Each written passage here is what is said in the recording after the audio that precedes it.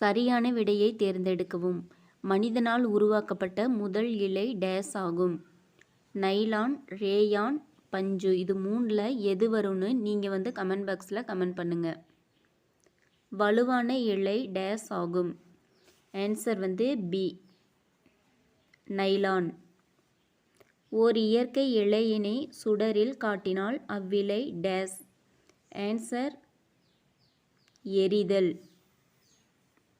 கம்பளியை போன்ற பண்புகளை கொண்ட செயற்கை இழை. Answer acrylic. நெகிழியின் சிறந்த பயன்பாடு என்பது டேஸ் என்ற பயன்பாட்டில் அறியலாம். ஆன்சர் இரத்த பைகள். டேஸ் என்பது மக்கும் தன்மையற்ற ஒரு பொருள். நெகிழி புட்டி. PET பெட் என்பது டேஸின் சுருக்கெழுத்தாகும்.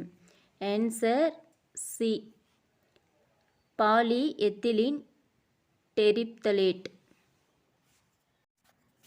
அடுத்து கோடிட்ட இடங்களை நிரப்புக. டேஸ் என்பது பாலிஸ்டர் துணிக்கு ஓர் எடுத்துக்காட்டு ஆகும். PET PET. பல்வகை நெகிழிகளை இனம் காண டேஸ் பயன்படுத்தப்படுகின்றன. ரெசின் குறியீடு. சிறிய அலகுகளான பல ஒற்றைப்படிகளின் தொடர்ச்சியான சங்கிலி அமைப்பின் பெயர் டேஸ் ஆகும். பலபடி ஆகும். முழுமையான இயற்கை இழையின் எடுத்துக்காட்டு டேஸ் ஆகும். பருத்தி ஆகும். அடுத்து கக்கூன்களை கொதிக்க வைத்து பெறும் இயற்கை இழை டேஸ் என்று பெயர். பட்டு என்று பெயர். அடுத்து சரியா தவறா? அதிக அளவிலான நெகிழிகள் சுற்றுச்சூழலை பாதிக்கின்றன. இது சரி. மறுத்தல் தவிர்த்தல் என்பது நெகிழியை கையாளும் சிறந்த முறையாகும். இது சரி. செயற்கை இழைகளான ஆடைகளை அணிந்து சமையலறையில் வேலை செய்வது சிறந்ததே. இது தவறு. வீரியம் குறைந்த நெகிழிகள் சிதைந்து மைக்ரோ நெகிழிகள் என்ற சிறிய துகள்களாகும். இது சரி. அடுத்து பருத்தி என்பது ஓர் இயற்கையான பாலிமர் ஆகும். இது சரி. அடுத்து பொறுத்துக. நைலான் அப்படிங்கிறது இழை. PVC அப்படிங்கிறது வெப்பத்தால் இளகும் நெகிழி. பேக்லைட் வெப்பத்தால் இறுகும் நெகிழி.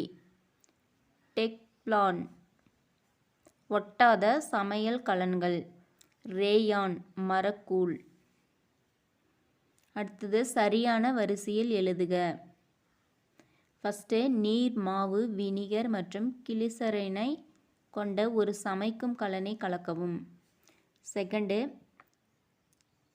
Second fourth. அந்த திரவம் தெளிவடையும் வரை மிதமான சூட்டினால் தொடர்ந்து கலக்கவும். அடுத்து ஃபிஃப்த்து. அந்த திரவமானது கொதிக்கும் தொடங்கும் பொழுது அதனை அடுப்பில் இருந்து எடுத்து விடலாம். அடுத்து அந்த ஜெல்லினை அலுமினிய தட்டின் மேல் பரப்பிவிடவும். அடுத்து ஒரு குவளை போன்றோ ஒரு கிண்ணம் போன்றோ வடிவமாக்கவும். இப்பொருளை நாம் பயன்படுத்தும் முன் 24 மணி நேரம் குளிர வைக்கவும். அடுத்து ஒப்புமை தருக. பருத்தி அப்படிங்கிறது இயற்கை. பாலிஸ்டர் அப்படிங்கிறது செயற்கை. PLA கரண்டி மட்கும் தன்மை உடையது. இது நெகிழி ஸ்பூன் அப்படிங்கிறது மக்காத தன்மை. அடுத்து நைலான் வெப்பத்தால் உருவாகும். பட்டு அப்படிங்கிறது எரியும். அடுத்து வாக்கியம் மற்றும் காரணம். மண்ணில் புதைக்கப்பட்ட காய்கறி தோல்கள் 2 வாரங்கள் மறைந்து போகின்றன. இது சரி. காய்கறி தோல்கள் மக்கும் தன்மை கொண்டது. இதுவும் சரி. அடுத்து நைலான் ஆடைகள் சிதைந்து மைக்ரோ இழைகளாக மாற அதிக காலமாகும்.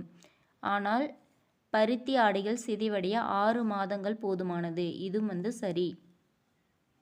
இதோட காரணம் நைலான் பெட்ரோலிய வேதிப்பொருட்களால் தயாரிக்கப்படுவதால் மக்கும் தன்மை பெற்றிருப்பதில்லை. பருத்தி துணி மக்கும் தன்மை கொண்டது. இது சரி. அடுத்து நெகிழி பொருட்களை தவிர்ப்பது நல்லது. இது சரி. காரணம் நெகிழிகள் சுற்றுச்சூழலை மாசுபடுத்துகின்றன. இதுவும் சரி.